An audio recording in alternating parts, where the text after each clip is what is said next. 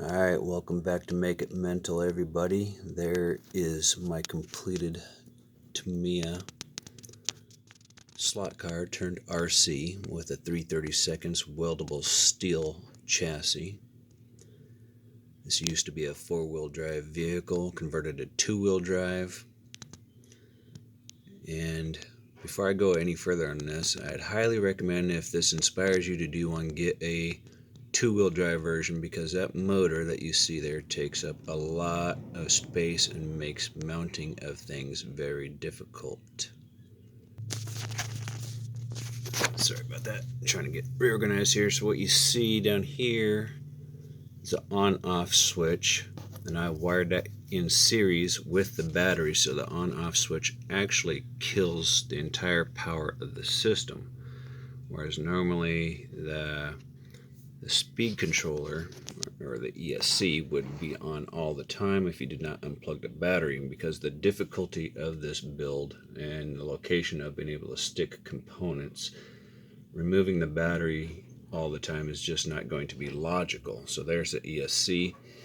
I set down first a bead of hot glue down in this area back here before mounting the ESC. Let it dry, and then I put just a little tiny bit more hot glue to hold the ESC in place right there along the bottom edge, as you can see here.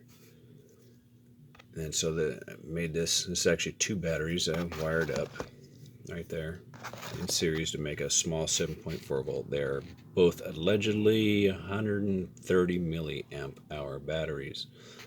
So my balance lead, after I mount the body, is going to permanently stick out the back for easy accessibility. Only because this is so difficult. It actually proves to be more difficult than the Corvette. So there's a look at that. And so I figured I'd show you guys this before I mount the body, because of its difficulty. The receiver I've taken apart. So I've taken off the case to try and minimize the amount of space, and actually turned it upside down and mounted the channels back up there in the corner. The on-off switch is there because there's actually a hole in the body.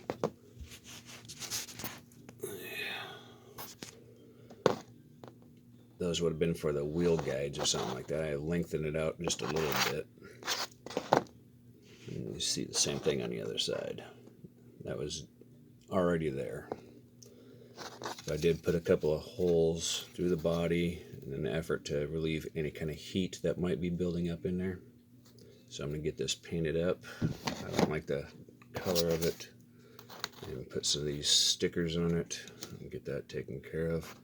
So the on-off switch turns on everything. See the ESC blinking back there, and then the flashing light for the receiver.